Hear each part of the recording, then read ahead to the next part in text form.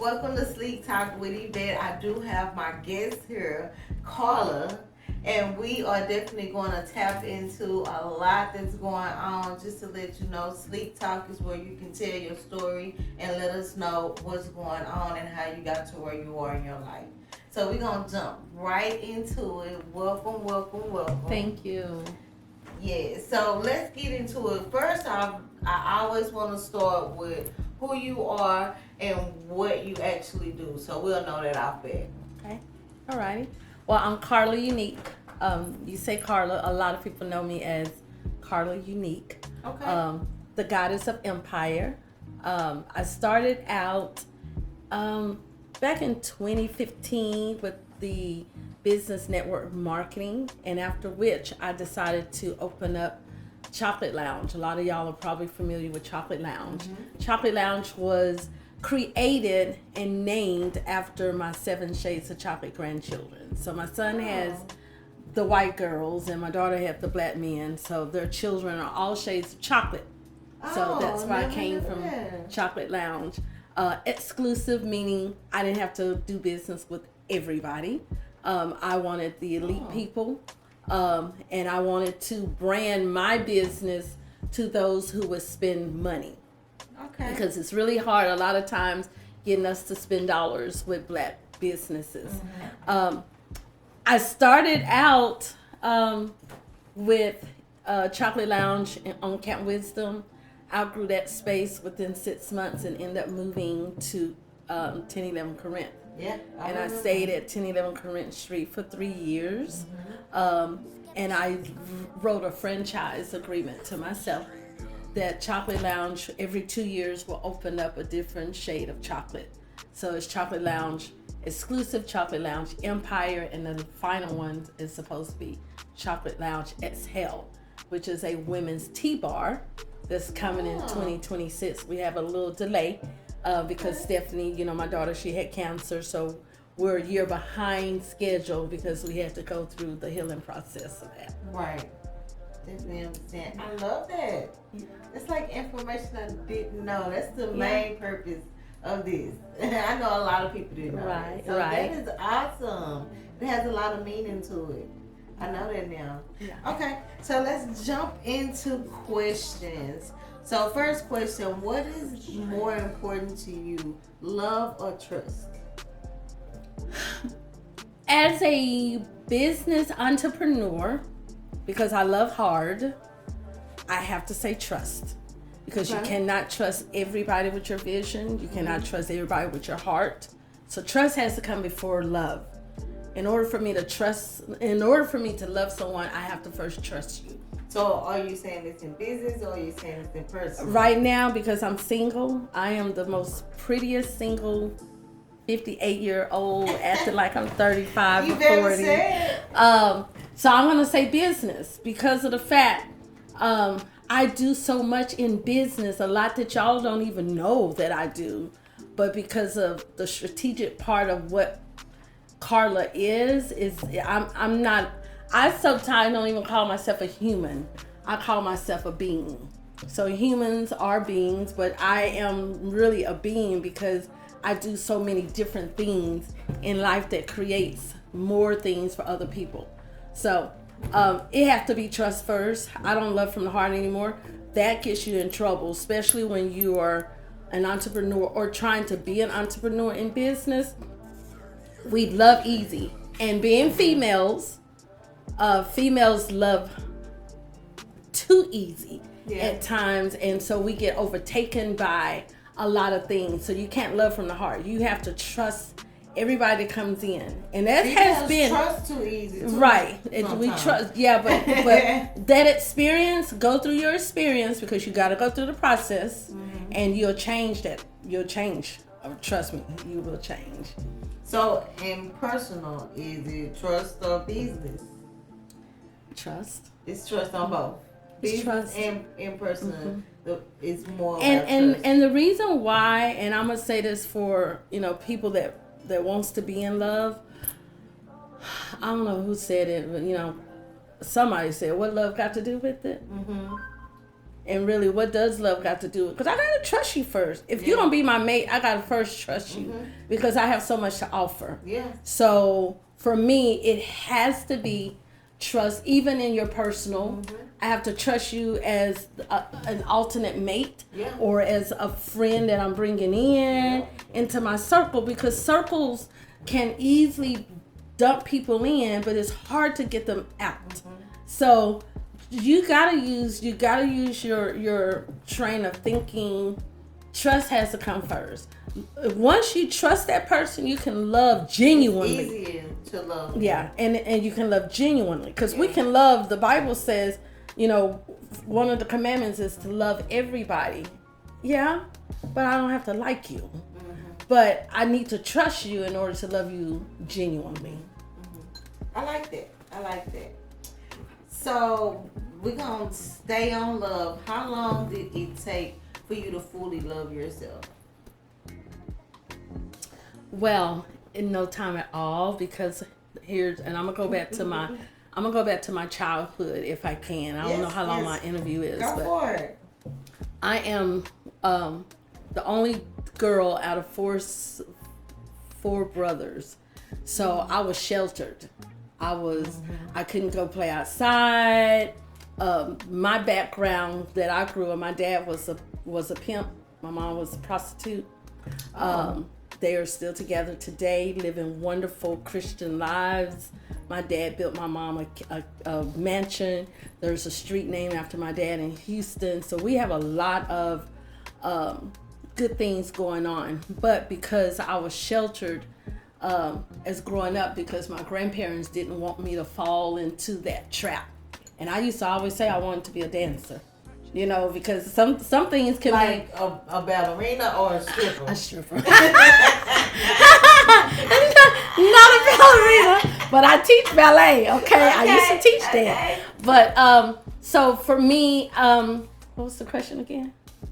Give me that again. It was how long did it take for you to fully love yourself? So it was instant, and the reason why is because I had a really good upbringing. Being sheltered, I had a really good upbringing. I stayed so you had like a good childhood. I had a wonderful childhood. I was raised by my grandparents. My grandmother passed away when I was 3, so I was raised by men.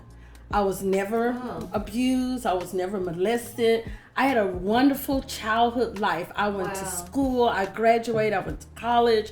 I graduated. I was sheltered, and we used to have to get on the plane every Friday after school and fly to Houston to be with my parents. My dad every Friday. So we had to go to Love Field Airport, and this is when Love Field used to have a skating rink. I don't know if y'all even remember that, but Love Field Airport used to have a skating rink and ice skating rink in the airport, and we lived in North Park. So we would have to, we had to go, every Friday. And I used to hate doing that because of the fact, it took me away from home and I had to go see my parents. So it was something that my grandfather and my parents had arranged for us to do so that we could spend time. Did you ever want to just stay in Houston with your parents? No. I didn't. I didn't, because home for me, we didn't have that. I didn't have that mother figure. So the men who raised me taught me how to be submissive. I learned how to cook at an early age. I learned how to take care of myself. I learned how to be a lady, because the men in my family, my mother's brothers taught me that. I was the only girl. So usually when you learn that from another woman, you learn that from men. Yeah. So because I was the only girl, my brothers are great brothers. Great. 2 of them are in Houston, 2 are here in Dallas. Okay. So my brothers were great role models, so they protected me. So a lot of that, so I learned at an early age to love myself, and it works. It really works. I love that. See, this is why we do this. There's a lot you didn't know about me, yes, right? I love it. So what we're going to do, we're going to take a quick break and we're going to come back. But this is why we do this. I love it when I can get to know a person a little bit more outside of just the business realm of it. So we'll be right back.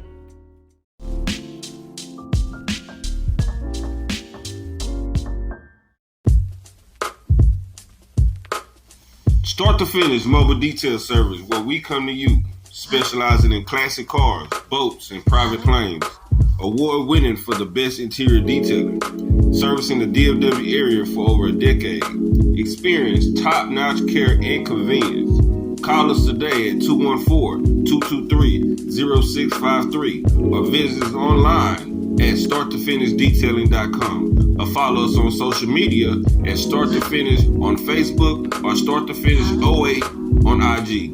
Start to Finish Detailing. We bring the shine to you, keeping clean vehicles clean since 2008.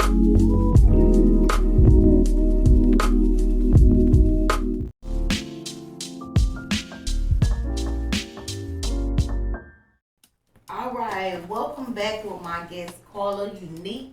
We're gonna jump right back into some questions. What does happiness look like to you? Happiness looks like every day when I wake up. I like that answer. It's another opportunity to be here. So I'm always happy because not everybody wakes up. And if you do wake up, you might not be happy, but I take it as the privilege to be able to give life one more chance. I like that. So I like that. It's a freshness, a brand new opportunity. Let me start over. Day. Let me start over again. What I didn't do yesterday. You can restart the button, and I had said that once before. It's like whatever that you had, whatever was that you had an issue with, whatever you was holding on to. It's so awesome that you can get up and you can actually just restart. You really can restart. Reset button, yeah. Whatever it is. And be happy doing it. Yep. Be happy doing it. Yeah, I definitely understand that. So what is one of the biggest mistakes that you have still learned from this day? One of the biggest mistakes was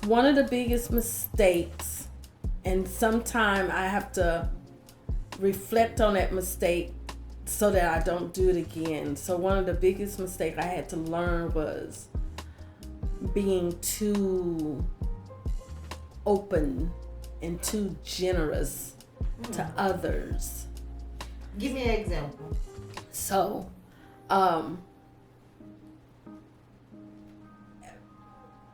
it was a time in my life where I was too passive, meaning just too freestyle, too nice, too okay, yes.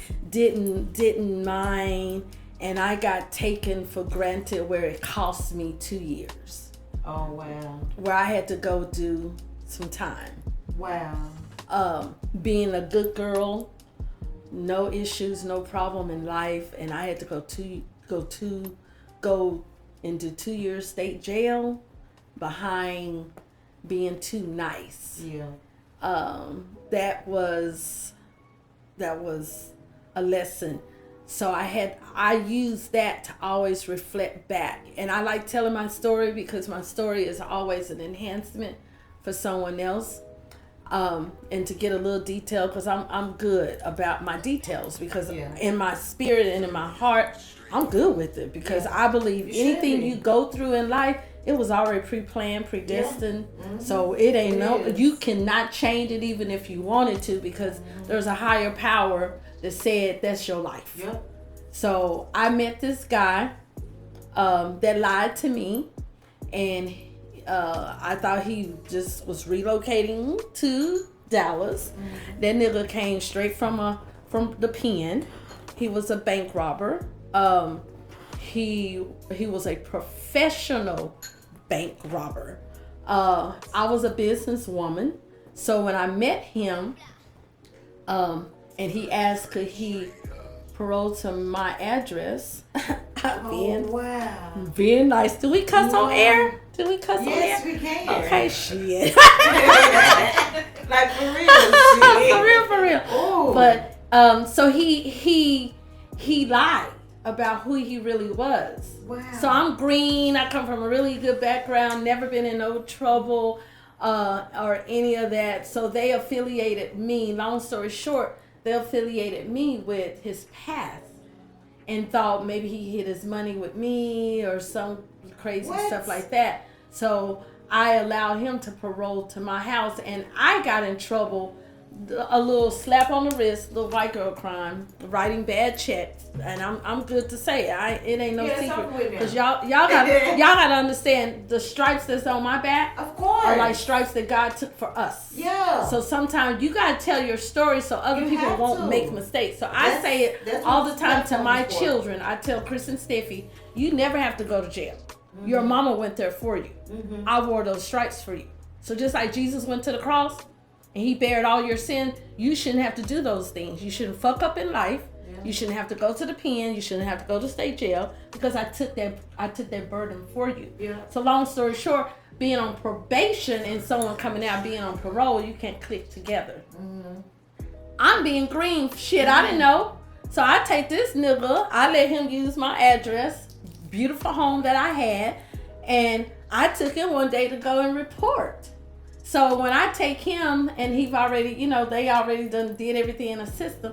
While I dropped him off, there was all these black cars pulled up, and they was like taking me to jail. So I violated and didn't know I violated, and I was scared out of my wits end, because I'm like, my church was writing letters and everything like, this ain't who she is. So how old were you? I was grown. I was a grown shit. I don't remember. That was in 2013, somewhere around there. 2011. I went 2011 to 20, so they wouldn't even let me.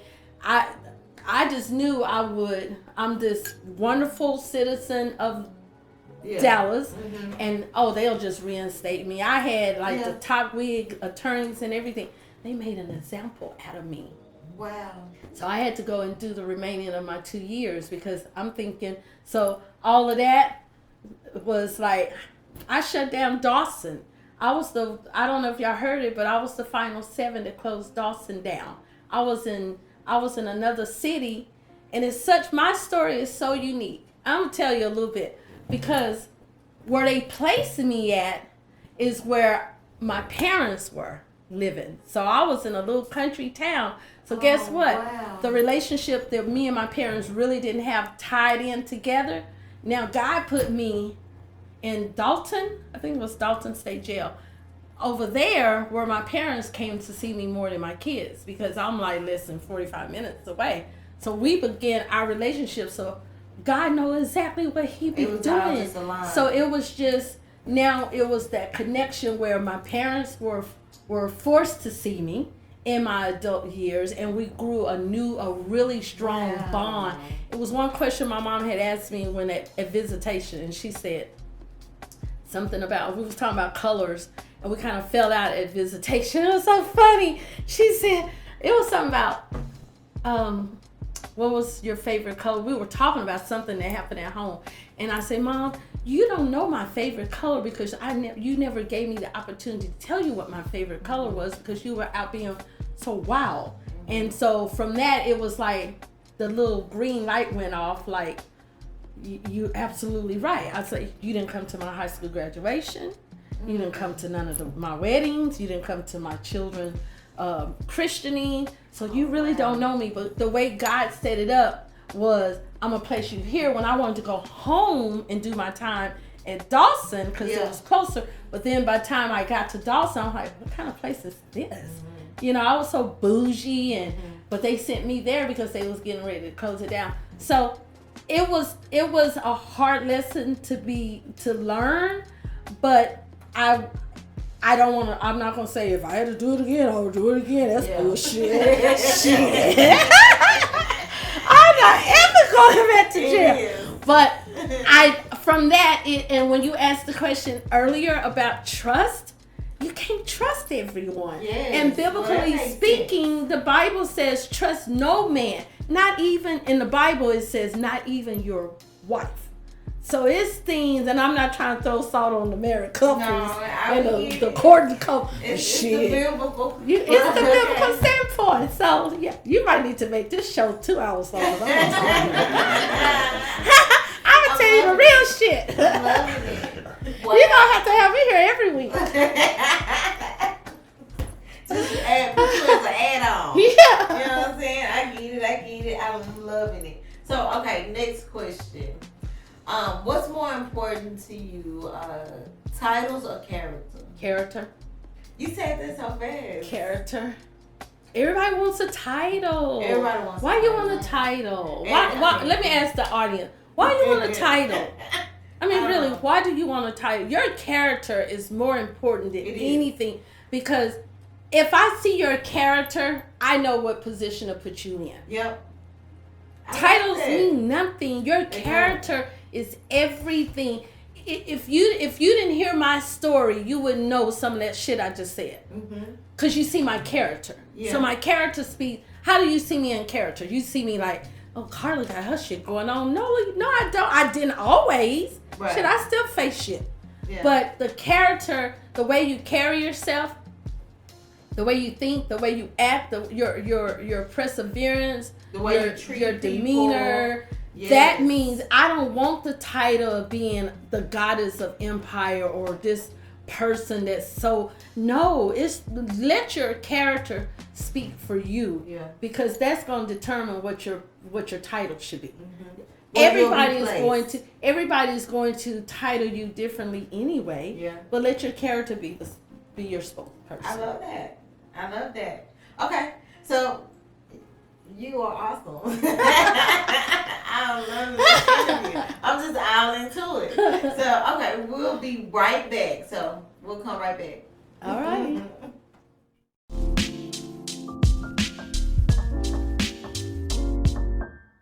Left over. You don't wanna be out there, man. On the side, ran over. Left over. It ain't worth it, man. You know what I'm talking about? It really ain't. Left over. A lot of people lost their life, man, trying to be in. Then be out with them. Left over. Vote with me, you know what I'm talking about? I don't know how to feel. How it feel.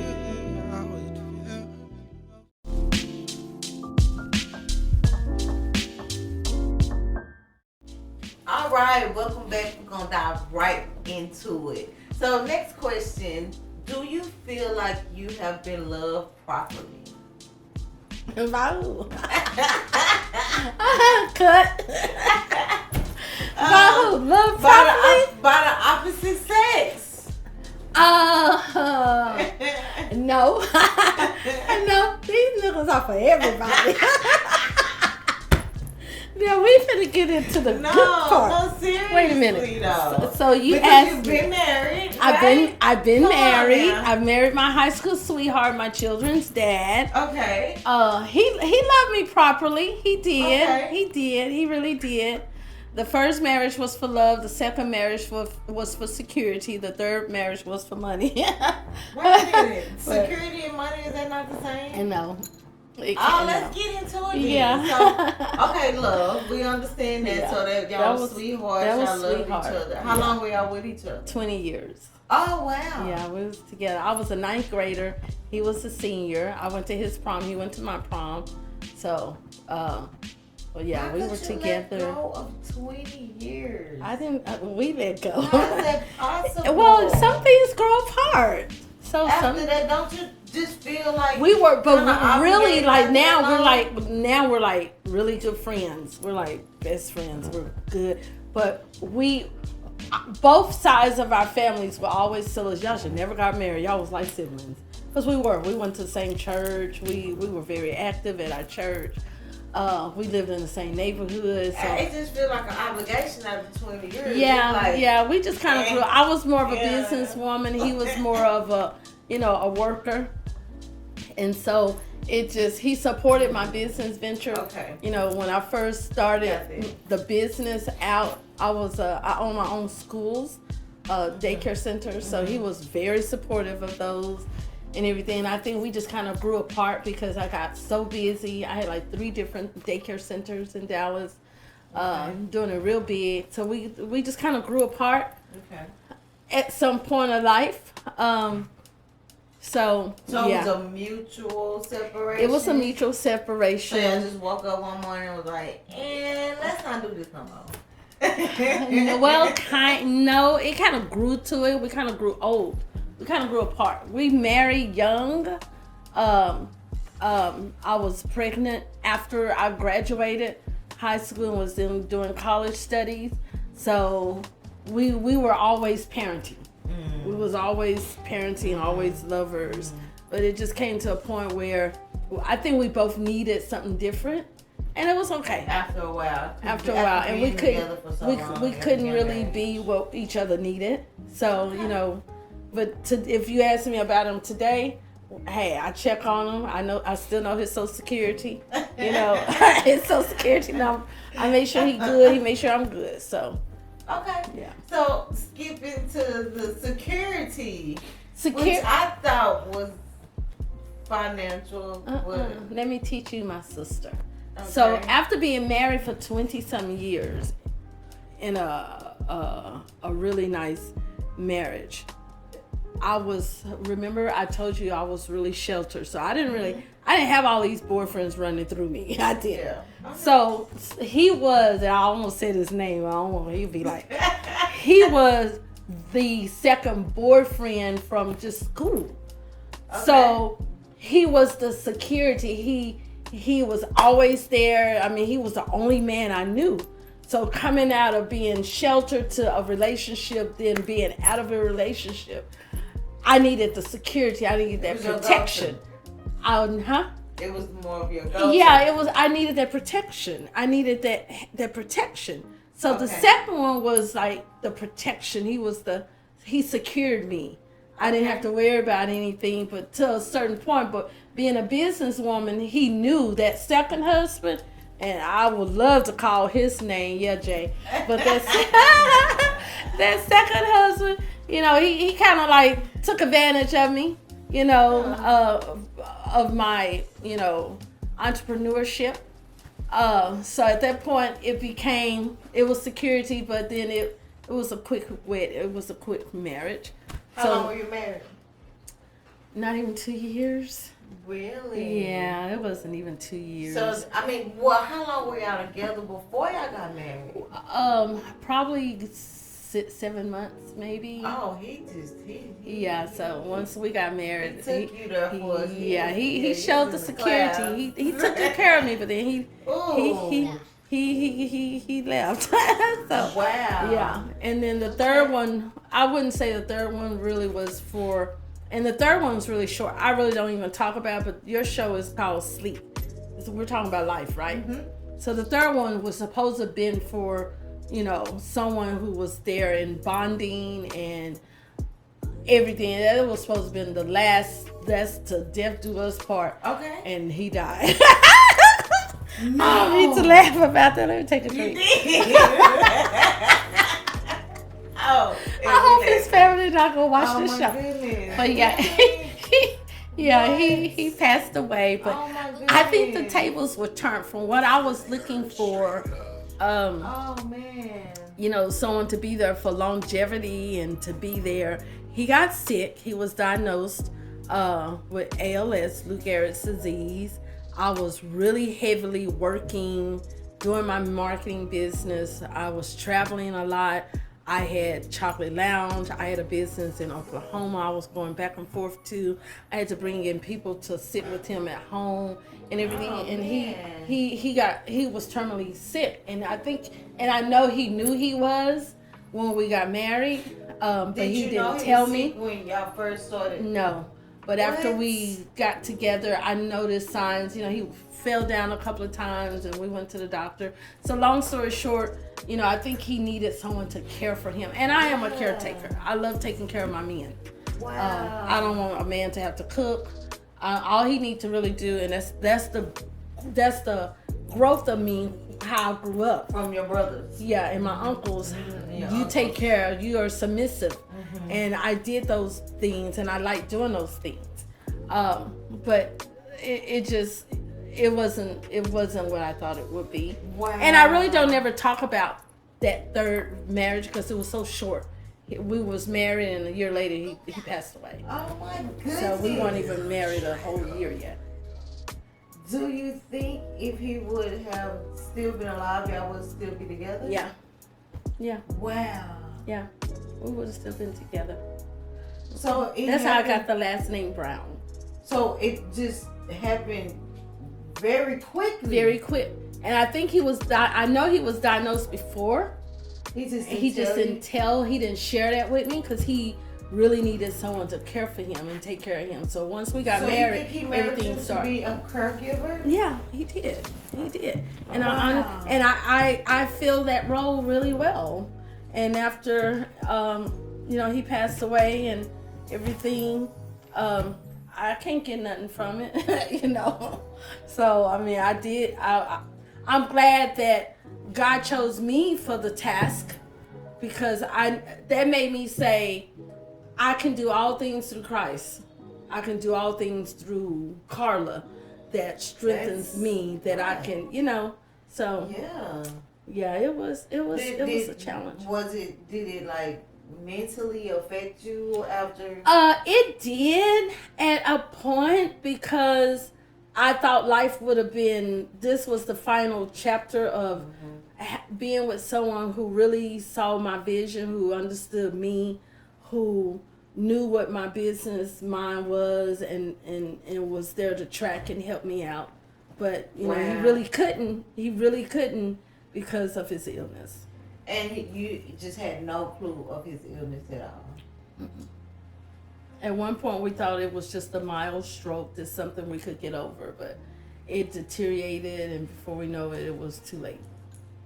Oh my goodness. Yeah. That's a lot. Oh, you got a story to tell, Miss Lady. Yeah. You have a story. Oh, I'm so glad we did this. Okay, so let's take another quick break and we'll be right back. Okay.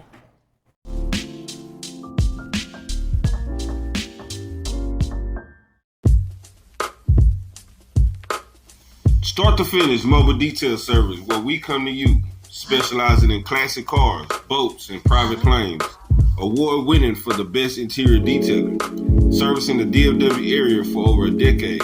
Experience top-notch care and convenience.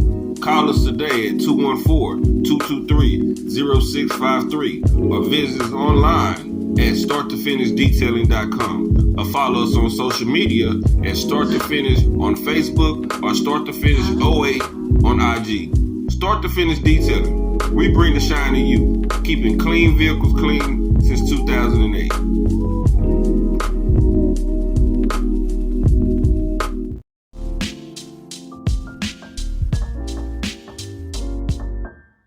All right, welcome back to Sleep Media with Yvette. I have my guest Carla Unique, and we're gonna dive right back into it. So, next question: do you live off of vision or need? Is it your vision that gets you up every day, or is it your needs that get you up every day, or maybe it's both?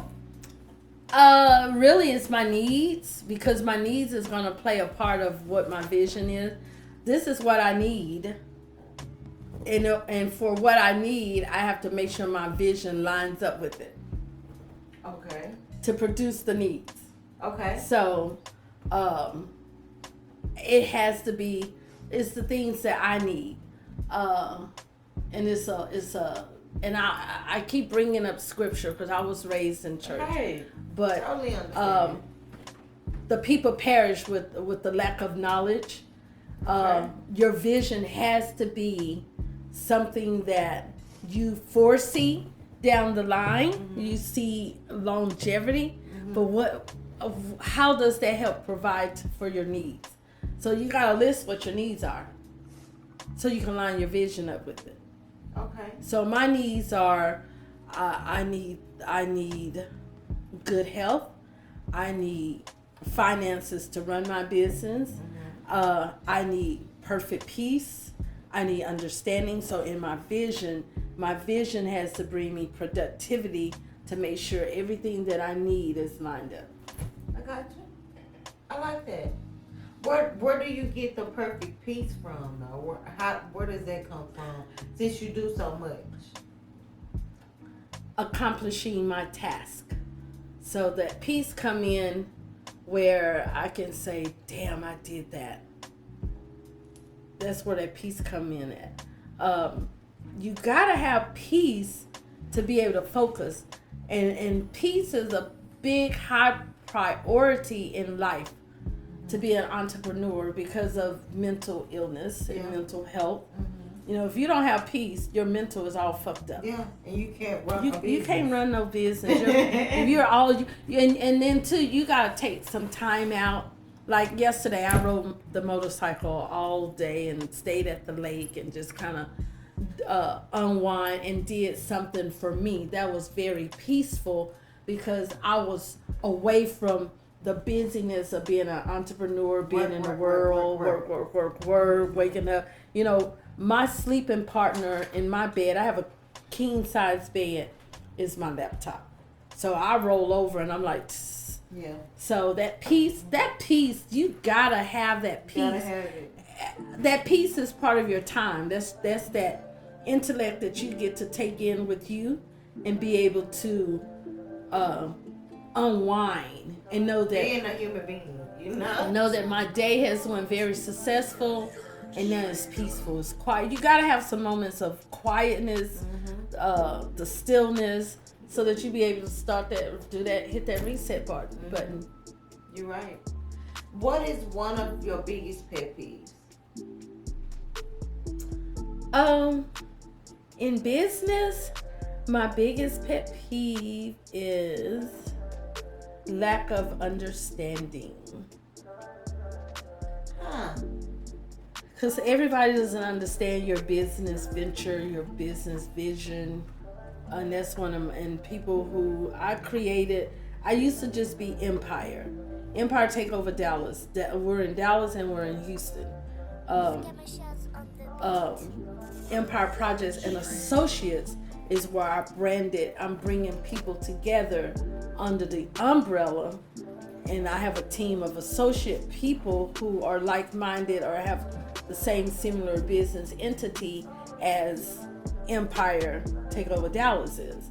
So it comes from the stem of that, where it makes more sense to put it out there. So as far as in business, let's go with business first. What are you foreseeing? What are you wanting to see for yourself as business going forth? I am creating an empire.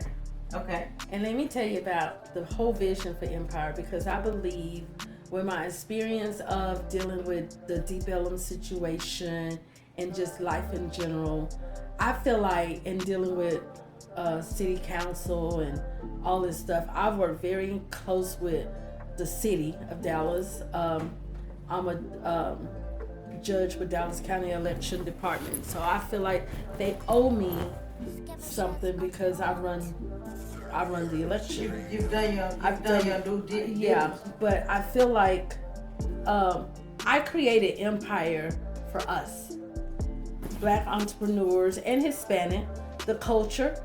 I wanted that to be where there's an umbrella. So when you say Empire, because Empire is like one of the most said words, can you give us the definition of Empire to you? It's a country all by itself for us. Okay.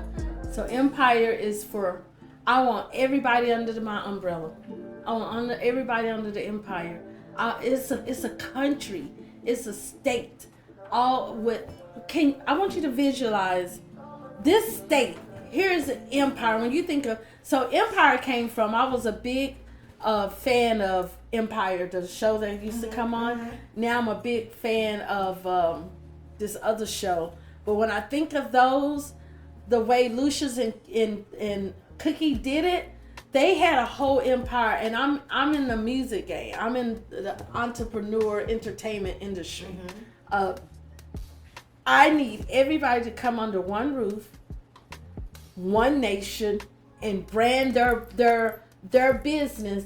I'm giving them a hub. I don't charge nobody rent who's on my association team, because I really believe in creating a whole world for us to be able to dive in and do for our people. It's really important. Before I leave this world, I don't want to be known for nothing else but creating pathways for other people to be able to do what they love, their passion. In the world of entrepreneurship, I train, we educate, and we employ. That's my whole bio of what I want to do. I'm a teacher. We hire and we train. Okay. So that empire is a big deal for me. It's not, and I select who I want to be in that empire. I select who I want to bring under that umbrella to brand their business. Yeah. Because you gotta be serious about, and here's the deal for that. We don't leave shit for our kids. We don't leave shit for our grandchildren. So when we die, we struggling with how we're gonna bury you. Yep. What do we leave our kids? We are the culture that will not leave them nothing. But I want my kids to be able to say, and I tell anybody I deal with, I say, if something happens to me, I need to make sure you understand that Chris and Stephanie can have this, and it filters to their children. Yeah. That's the important part for me. Generational wealth. And most people think generational wealth is just money, but it's not. It's what else do you have for your kids to fall back on from all of the hard work that you done did? You done. Don't let your work be in vain. Right. Your work That's cannot the be generational wealth. It's not more, just the money. It's not money. I'm glad you said that, because it's ethics, it's the time, it's the principle, it's the values, it's what everything you're leaving. And out of all that stuff, it's the knowledge. I want you, and you don't have to even be related to me. You don't. But I want you to take some of the knowledge that Carla Unique spoke about and apply it to how it's going to brand your business to be better. Everybody who's black, and I'm going to say it loud and clear, and I'm going to say it again. What's the new word we said? That's what she said, or however we say that. Everybody who's black needs to work every day to have something that they can pass on. It don't have to be to your kids. It could be to your business partner, to your significant other, to your best friend, because they need to understand what life is about. We got to leave our people something. You're not going to be here forever. The day you was born, there's a day that was marked that you're going to die. You got an expiration date. Yeah. Most definitely. So, let's go with the same question, but as far as personal go. In your personal life, where do you see yourself, or where do you want to be as far as personal? Since you're so busy with business, do you separate the personal to where you are wanting to be with someone else and have someone else that's... I'm on the market. I'm looking for my king. Well, I want him to find me, but personal, you definitely have to separate it. Everybody is hard for me, and I don't know too many women who are doing what I'm doing as single. I know a lot of women that's doing what I'm doing, but they're already booed up and partnered up, but I'm not. And I'm very selective, because I get a lot of men that come on to me, but they're coming on to me behind they rolling in the dough. They really think I'm rolling in the dough, and I am a little bit. But I get men that come on to me because they think I'm going to easily give. But I have to have that. For me personally, I need a man that I can submit to, because that's how I was raised. I believe in, if I'm going to work and be an entrepreneur at business, I don't want to be the boss at home. So I want to be submissive. You want to be completely submissive. I'm old school. I don't want a man, and I cut off a whole lot of men. I'm like, how you feel about submission? You know, well, we 50-50. No, nigga, we not.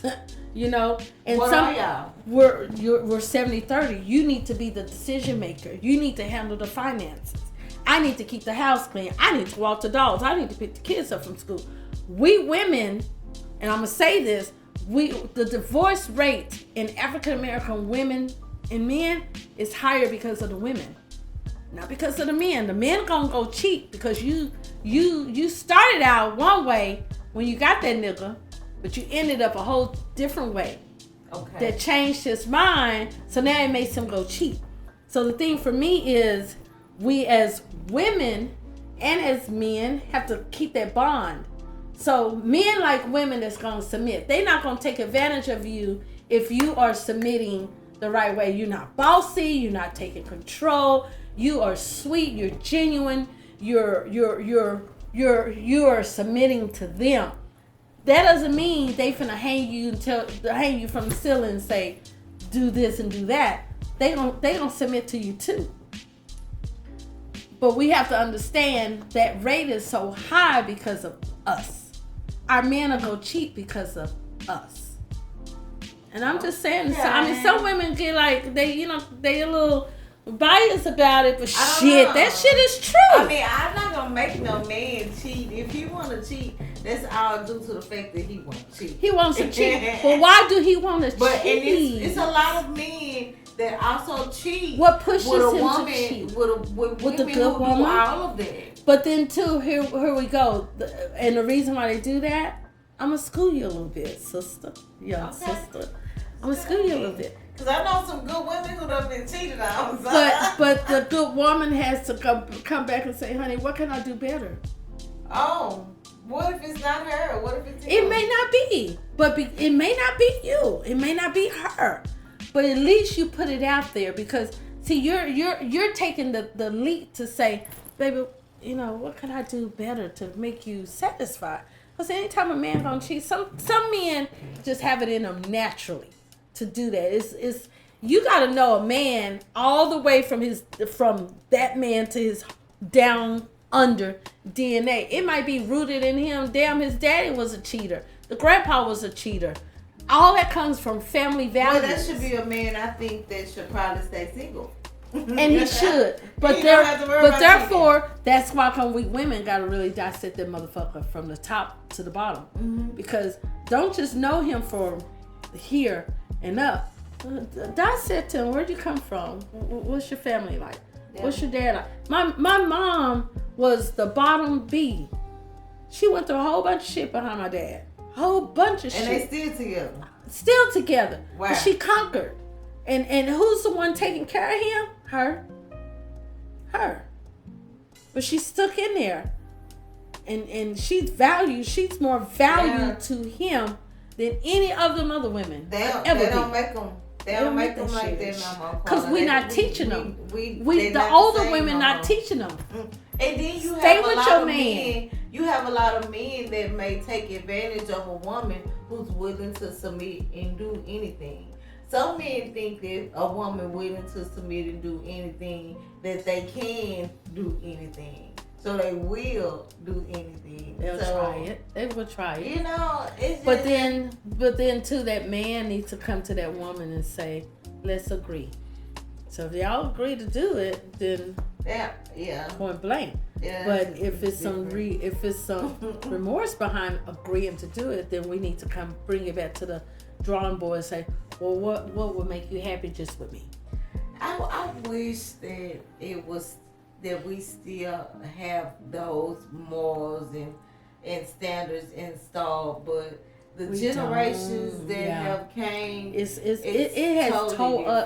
has torn up the black families. Yeah. Men now don't want to get married because they've either been hurt from past relationships or things. I had a lunch date yesterday, and I have a lot of men friends. We do a friendship Friday.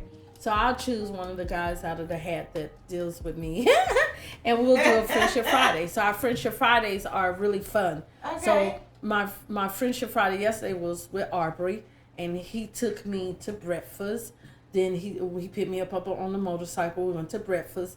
Then he took me to the park, and it was a really nice Friendship Friday. I like it. One of the things he said, in our age, it's the benefit of our age now. I mean, he's 58, I'm 58. The benefit of our age now is be happy. Yep.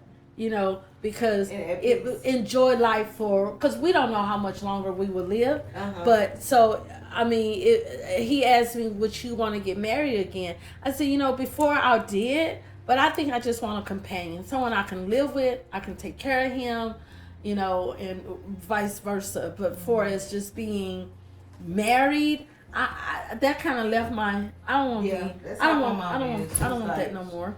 She's 61 and she's like, I'm good on that. But I like having fun. I want to be happy you know, I do and have peace in life and happy with because you've been through so much. Yeah, and I have a very high sex drive. I ain't finna sex every nigga. So you need to get at least that one boo. Yeah, that one. All I was doing.